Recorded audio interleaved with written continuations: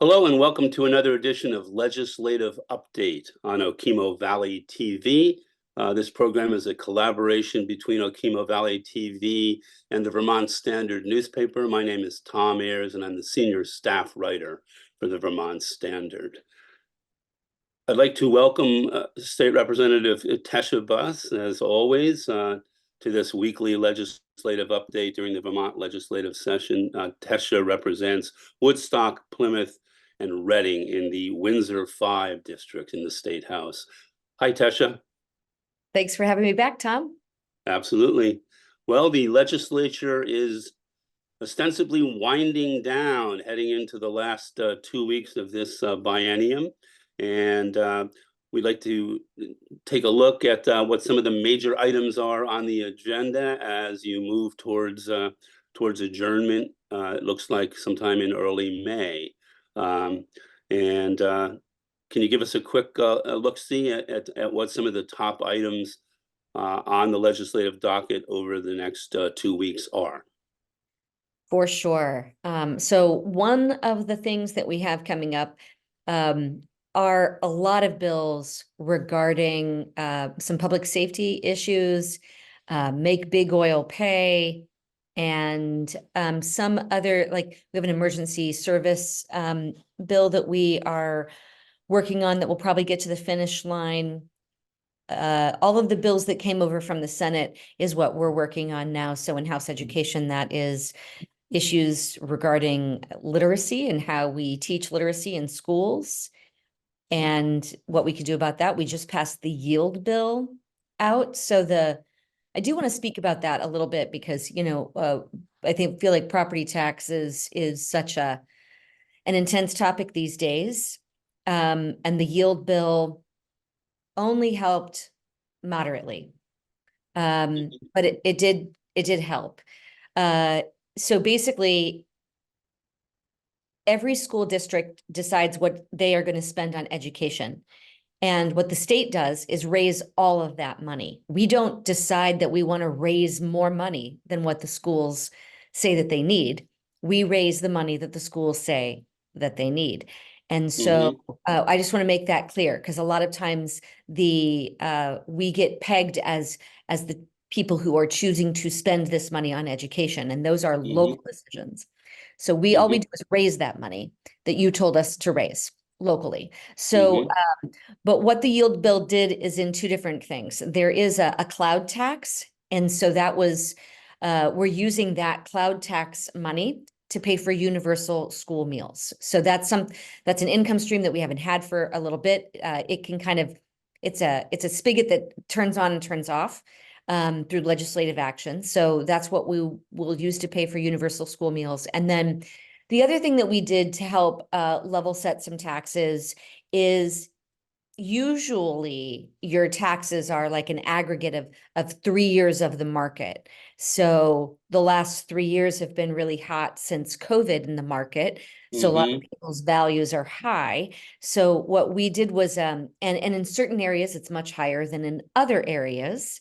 So to sort of level that playing field, we are using an average to do to add into the division to get our CLA, our common level of appraisal. So that will make it not as intense for, let's say, areas that are around ski mountains where they saw a really, really high upshoot in property values.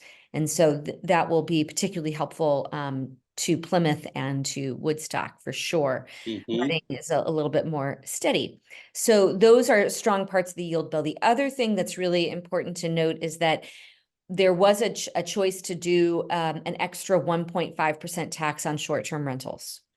It's interesting, we haven't been able to get a statewide housing registry. I was trying to put through a registry of just short-term rentals so that we could see how many do we actually have. So I don't sit on the committees of jurisdiction to know what kind of data that they use to determine the fiscal note, how much money we can raise through short-term rentals.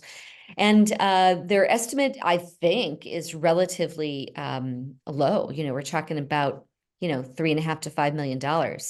So it'll be interesting if that demonstrates what we think it will in the tax realm. And if that is indeed what it is raising, then it'll be curious to know sort of statewide what that impact is, to know how many we actually have.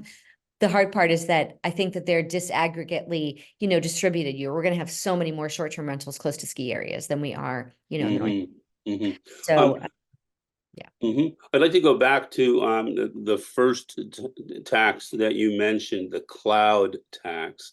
Can you explain that a little more? I mean, I'm thinking, wow, you're going to tax use of the cloud on the internet? Is that?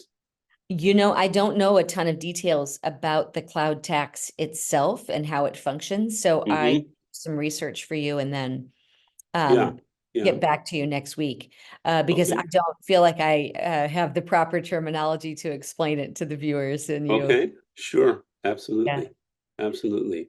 Well, that's certainly an issue that we have. This whole issue of school funding is an issue that we've talked about quite a bit in this session of legislative update over the last several months. Let's talk about some of the other things that you mentioned. You mentioned the big oil. Yes.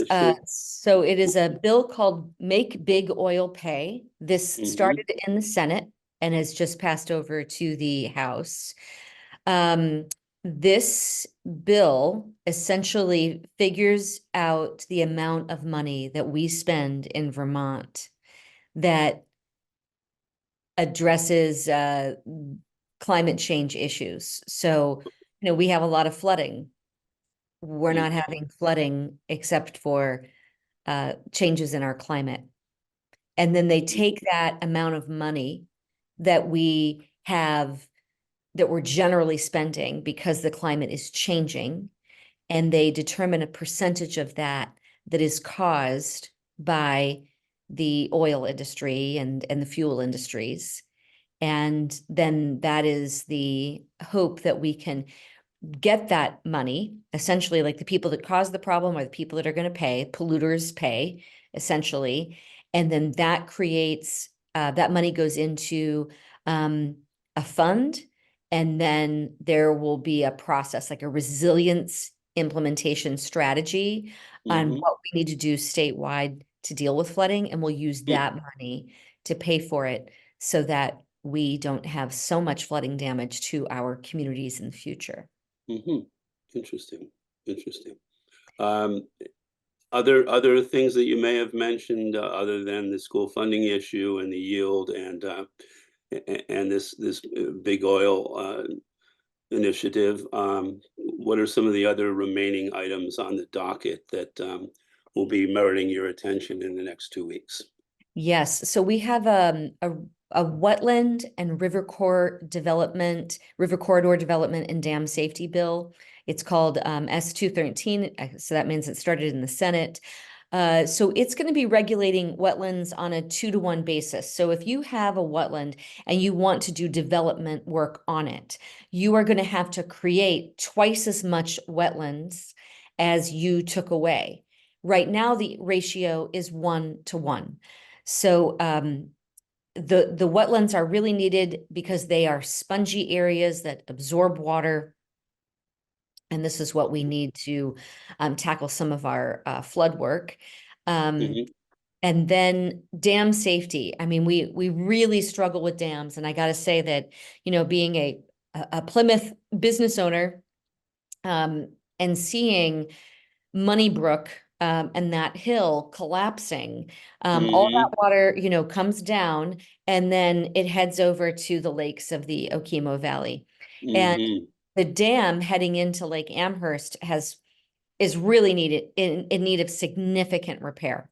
There is a nonprofit that's been created. They have been raising money. It's called PAL VT. And the thing is that without that dam, Lake Amherst is going to drop significantly in its water level.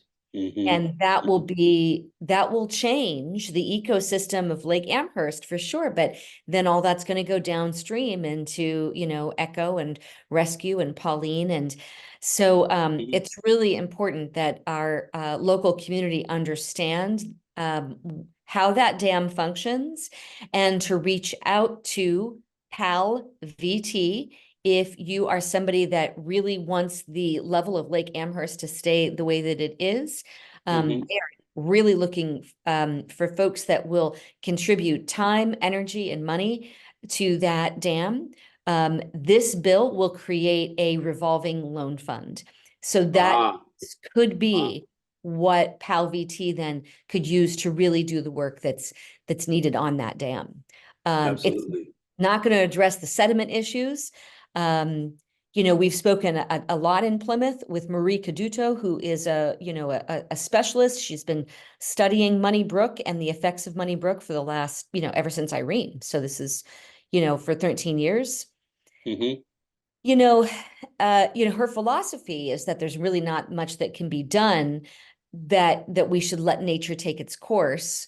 Nature's changing so much faster than it has ever changed before. So I Mhm. think there are a lot of residents that are really frustrated to hear that is the course of action, which is no action. But there has not yet been anything decided as to whether or not they can do any further silt reduction in those lakes. Mhm. So, Mhm. when two different sides of a situation have differing views of protecting the ecosystem, that usually leads to inaction. So Mhm. we'll see if any of that comes forward to be addressed, if how much that dam will actually impact. Maybe it'll impact more than what I see. Mhm. Mhm. We also have a bill coming forth that will create a community resilience and disaster mitigation fund. Right now, the treasurer has he can establish credit based on the state's average cash balance. Mhm. And he is going to be able to increase that by 2.5% so that we can use this also to finance climate infrastructure and resilience projects. Now, I have to say this next point that I'm going to make has nothing to do with legislation, but it is really important that Sarah Waring at she works for the USDA. She has worked really, really hard to get a small state grant from the federal government. And she is working with the Vermont League of Cities and Towns and helping to train our town officials, our treasurers, in how to receive enough FEMA money from all of our disaster issues, as well Mhm. as town clerks or whoever it is that each town uses each time there is a disaster. So sometimes, the town of Plymouth, we didn't use our treasurer. There was another person that was hired. She may become our treasurer. I haven't found out if that's actually happened yet. I've been in State House coma. But it will train anybody who is the person or wants to be the person that will help out if there's a disaster from a financial standpoint. Mhm. So we Mhm. can get the federal funding that we desperately need in all of our towns. And Right. it codifies a state emergency management plan. This last year, when we had July floods, and folks would call 211, which is supposed to be a hotline to help you with flood Mhm. issues. Sometimes there wouldn't be a phone call back for 3 weeks. Mhm. So that Mhm. obviously is not extremely helpful, or not as No, helpful as we want it to be. So no. um, that will be addressed as well. Uh, Excellent. Excellent. Anything else you'd like to add? We've got next week to continue following these issues, maybe 2 to 3 weeks hence, before you wrap up legislative update for another year. If you have anything else you'd like to add, I think you've done a thorough job of covering some of the hot button issues that remain on the plate of the legislature moving forward over the next couple of weeks. And let's stay on top of these in the coming weeks and follow these through to resolution. Excellent. Thanks so much for the opportunity to talk, Tom. Absolutely, much appreciated, and we'll see you next week, Tesha. Excellent.